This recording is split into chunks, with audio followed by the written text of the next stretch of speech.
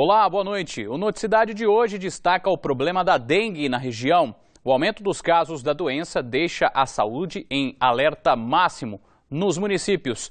Pedro Torres, boa noite.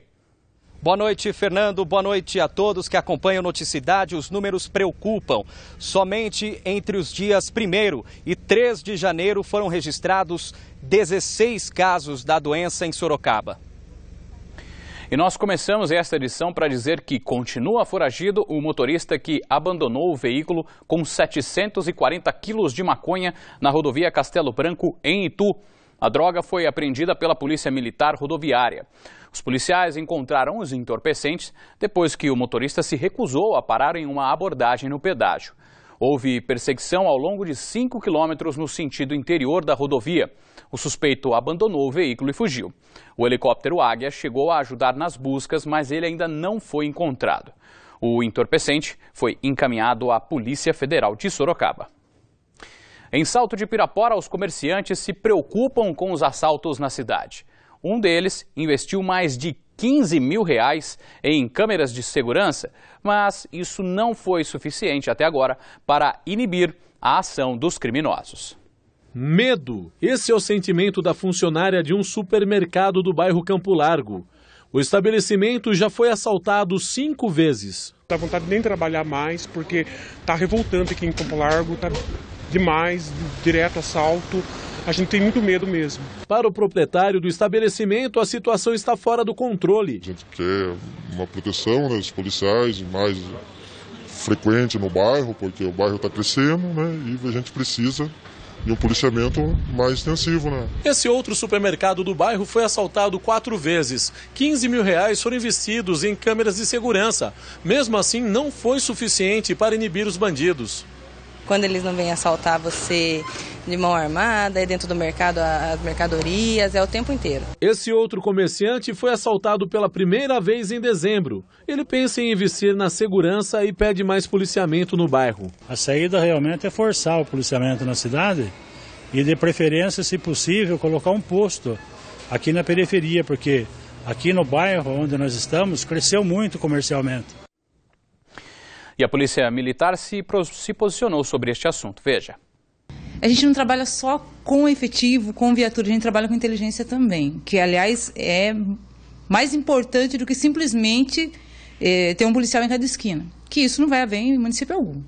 Mas trabalhar com inteligência, com informação, com dados estatísticos, faz com que a gente direcione o policiamento. Em específico, num dos roubos acontecidos nessa área, houve, uma empreitada policial onde foi feito o cerco e foram capturados os envolvidos no roubo, porém não houve o reconhecimento por parte da vítima, E são constantes as situações em que as vítimas deixam de registrar também.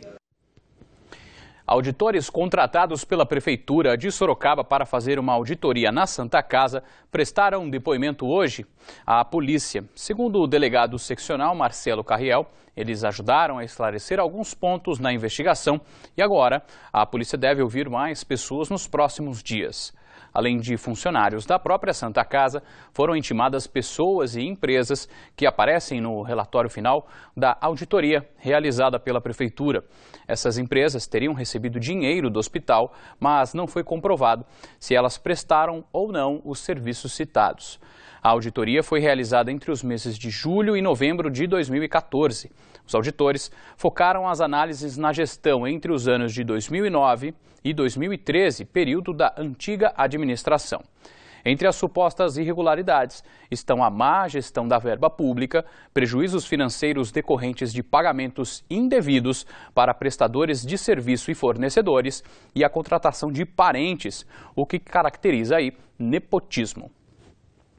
Mais de 700 CDs e DVDs falsificados foram apreendidos no centro de Salto. Segundo a polícia, um homem de 38 anos vendia o material na rua 9 de julho. O suspeito foi levado à delegacia para prestar esclarecimentos e vai responder ao processo em liberdade. A gente fala agora sobre a dengue na região. Iperó já registra 105 casos da doença. Só no bairro de Jorge Oeter foram confirmados 82 registros. A dona de casa está cansada. Ela e pelo menos outras 4 pessoas que moram no mesmo quarteirão sentiram os sintomas da doença. Dor no olho, dor na junta, aquela coisa vermelhão no corpo, né? Aquele vermelhão. A Marileide também se sentiu mal. Fez o exame e pretendia viajar, mas... Segundo, ontem eu passei no posto, o médico falou que eu não posso viajar antes que saia o resultado, para comprovar, para confirmação se é dengue mesmo. O marido dela se preocupa com a sujeira no bairro e diz que já fez 4 solicitações para a prefeitura. Não é atendido, vem aqui, tiram foto e ninguém dá uma solução, entendeu? O lixo cada vez amontoando mais, é inseto, é dengue, está no bairro aqui. Difícil de se viver aqui no nosso bairro. Aqui a gente não tem recurso de nada. O prefeito abandonou todos nós aqui. Equipes de controle de endemias do estado fazem nebulização para eliminar os mosquitos, mas os focos estão por todo lado. Diversos objetos jogados podem acumular água. Buracos no asfalto formam poças. Neste terreno, a placa pichada não é respeitada e o entulho toma conta. Dos 105 casos na cidade, 82 são no bairro. Fomos até a subprefeitura do local. Os funcionários nos encaminharam ao Paço Municipal.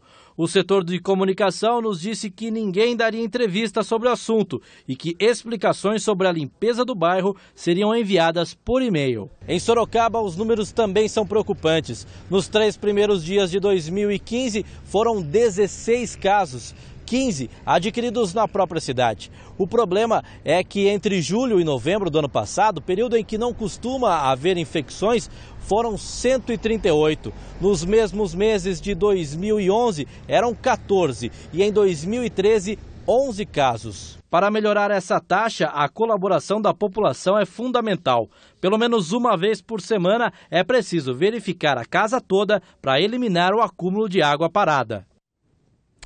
E a Prefeitura de Iperó informou por meio de nota que realiza ações de conscientização e conta com a colaboração da SUSEM de Sorocaba para fazer a nebulização nos bairros mais afetados.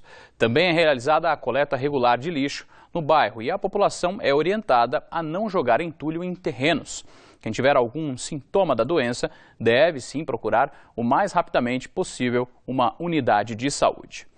E como nós vimos na reportagem, Sorocaba está em estado máximo de alerta por conta da dengue. E para falar sobre a doença na cidade, nós vamos ao vivo falar com o Pedro Torres, que está em frente ao Paço Municipal. Pedro, situação preocupante em Sorocaba, hein? 16 casos em apenas 3 dias, é isso mesmo? E o pior é que isso vem sendo observado desde o ano passado, Fernando, onde houve uma proliferação atípica, de casos da doença. Só para você ter uma ideia, no segundo semestre, 138 casos foram registrados. Por isso, nós conversamos agora com a diretora da Vigilância em Saúde de Sorocaba, a Daniela Valetim, a Vigilância, que divulgou esse primeiro e preocupante boletim epidemiológico da saúde da dengue nesse ano. A gente pode dizer que Sorocaba vive uma epidemia da doença, Daniela? Boa noite.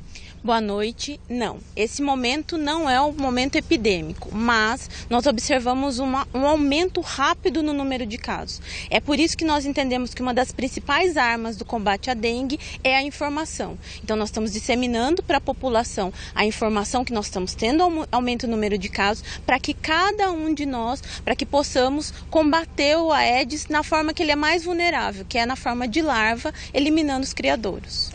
Podemos dizer que quais regiões são as regiões de maior risco na cidade? Como é que é o trabalho da divisão de zoonoses nessas áreas? Nós observamos um aumento expressivo no número de casos na região que a gente chama de Centro-Norte, com destaque para a região do Centro de Saúde Vila Angélica e Vila Fiore.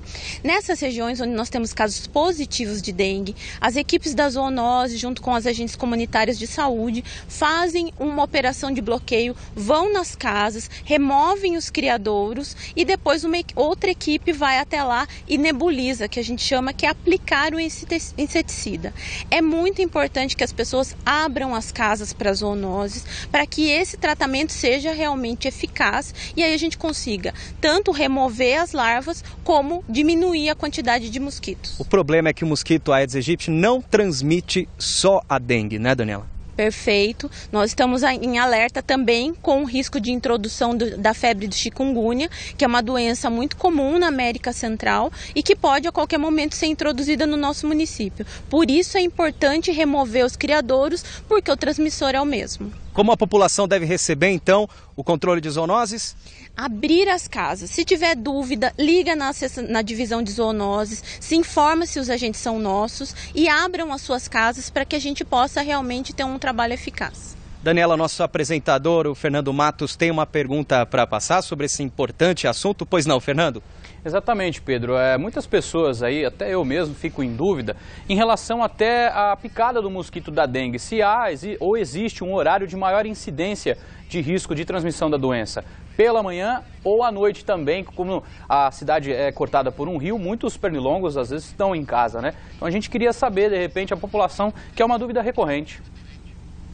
Perfeito, sua pergunta é muito pertinente justamente porque esse momento é o momento de usar repelente, só que quem comprou sabe que a indicação do fabricante tem limitação nos horários. Então é importante aplicar principalmente no começo da manhã e na tardezinha para que a pessoa esteja mais protegida contra a dengue. Só aproveitando esse momento reforçar, as pessoas que se sentirem doentes com sintomas de dengue, é importante que elas procurem assistência rapidamente, não se automediquem e que façam hidratação abundante. Muito obrigado, Daniela. É bom lembrar o telefone para qualquer denúncia, informações da divisão de zoonoses, 3339-9244. Ok, Pedro? E a previsão é de pancadas de chuva para esta quarta-feira, à tarde e à noite. Portanto, olhos atentos para não deixar acumular aí água em pneus, latas e outros objetos. Tudo para evitar o aumento da dengue em Sorocaba, que registra amanhã mínima de 21 e a máxima de 34 graus. Nós vemos aí as imagens ao vivo do céu de Sorocaba, que por enquanto tem o céu limpo, algumas nuvens ali um pouco carregadas, com previsão de chuvas não tão fortes quanto nós tivemos aí nos últimos dias. Confira então como ficam as temperaturas em outras cidades.